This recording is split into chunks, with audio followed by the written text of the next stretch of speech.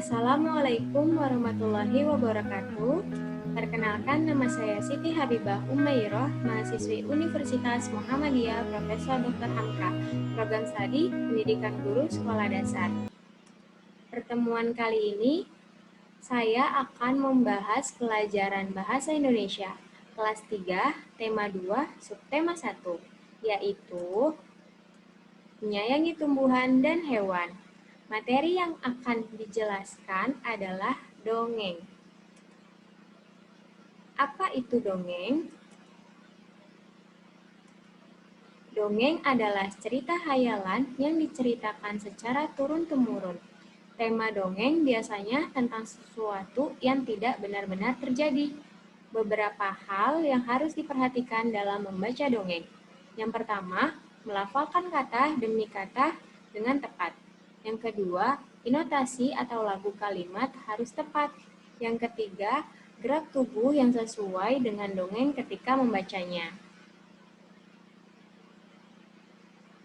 Untuk lebih jelas pengertian dongeng, dongeng merupakan bentuk cerita tradisional atau cerita yang disampaikan secara turun-temurun dari nenek moyang yang memiliki fungsi untuk mengajarkan nilai-nilai moral dan juga sebagai hiburan. Dari pengertian dongeng di samping, kita bisa mengambil poin penting bahwa dongeng itu merupakan salah satu karya sastra yang menceritakan suatu hal fiktif untuk diambil pelajaran dan sebagai hiburan bagi masyarakat. Selanjutnya, ada struktur dongeng. Sebuah dongeng dibangun oleh 3 bagian penting, yaitu pendahuluan, isi atau peristiwa, dan penutup. Berikut penjelasan dari masing-masing bagian dari dongeng. Yang pertama, pendahuluan, berisi kalimat pengantar untuk memulai dongeng. Yang kedua, isi atau peristiwa, bagian penting dari dongeng yang isinya mengenai urutan kejadian dari suatu peristiwa. Yang ketiga, ada penutup, bagian akhir cerita yang dibuat untuk mengakhiri cerita. Nah, dongeng juga memiliki ciri-ciri, seperti layaknya cerita-cerita yang lain. Berikut beberapa ciri-ciri dongeng yang benar. Yang pertama, diceritakan dengan alur yang sederhana. Yang kedua, alur cerita singkat dan cepat. Yang ketiga, tokoh yang ada tidak diceritakan secara detail. Yang keempat, peristiwa yang ada di dalamnya kebanyakan fiktif atau hayalan. Yang kelima, ditulis dengan gaya pencitraan secara lisan. Yang keenam, lebih menekankan pada bagian isi atau peristiwa. Setelah ciri-ciri dongeng, di sini ada juga jenis-jenis dongeng. Yang pertama, ada mite. Mite adalah salah satu bentuk dongeng yang menceritakan mengenai hal-hal gaib, seperti cerita dewa, hantu, peri, dan hal-hal gaib lainnya. Yang kedua, ada sage. Sage adalah cerita dongeng yang menceritakan tentang kepahlawanan, keperkasaan, dan kesaktian dari seseorang tokoh. Yang ketiga, ada fabel. Fabel adalah bentuk dongeng yang tokoh utamanya adalah hewan yang memiliki perilaku seperti manusia. Yang keempat, ada legenda. Legenda adalah dongeng yang menceritakan tentang peristiwa atau kejadian atau asal-usul dari suatu tempat atau benda. Yang kelima, cerita jenaka. Cerita jenaka adalah cerita yang berisi tentang kejadian-kejadian lucu yang menghibur siapa saja yang menontonnya.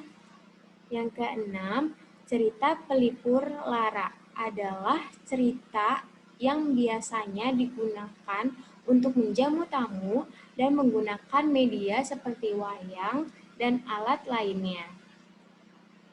Yang ketujuh, cerita perumpamaan adalah bentuk dongeng yang mengandung kiasan atau ibarat nasihat-nasihat.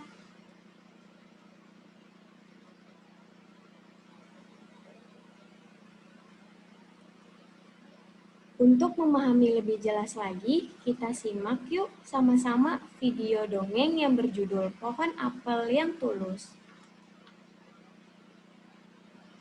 Dahulu kala, ada sebuah pohon apel yang besar. Ada seorang anak laki-laki bermain di sekitar pohon itu. Dia sangat menyayangi pohon itu. Pohon itu juga senang bermain bersamanya. Waktu pun berlalu. Anak laki-laki itu tumbuh dewasa. Suatu hari, dia datang kembali. Pohon apel menyambutnya dengan gembira. Ayo, bermainlah bersamaku, ajak si pohon apel. Aku tak punya waktu untuk bermain. Kami membutuhkan rumah untuk tempat tinggal. Bisakah kau membantuku, pohon? Kamu boleh memotong cabang-cabang pohonku ini untuk membangun rumahmu. Jadi, anak laki-laki itu memotong semua cabang pohon dan pergi dengan riang. Pohon apel itu senang melihat temannya bahagia. Tapi, dia tak pernah kembali sejak saat itu. Pohon apel kembali merasa kesepian dan sedih. Akhirnya, laki-laki itu kembali lagi. Laki-laki itu dan pohon apel sekarang sudah sama-sama tua. Sudah tak bisa memberi, kata pohon apel. Apa? Aku hanya membutuhkan sebuah tempat untuk beristirahat. Jawab laki-laki itu. Baik, sisa batang pohon tua adalah tempat terbaik untuk bersandar dan beristirahat. Duduklah sini bersamaku dan istirahatlah, kata pohon apel. Laki-laki itu pun duduk bersandarkan pada batang pohon yang masih tersisa. Pohon apel pun menangis bahagia. Akhirnya mereka pun bersama lagi. Nah, setelah melihat video tersebut, ada 2 pertanyaan untuk mengetahui seberapa paham adik-adik terhadap isi dongeng tersebut. Jangan lupa dikerjakan ya.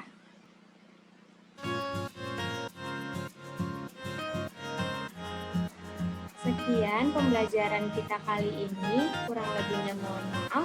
Wassalamualaikum warahmatullahi wabarakatuh. Tetap semangat adik-adik, tetap jaga jarak dan sehat selalu.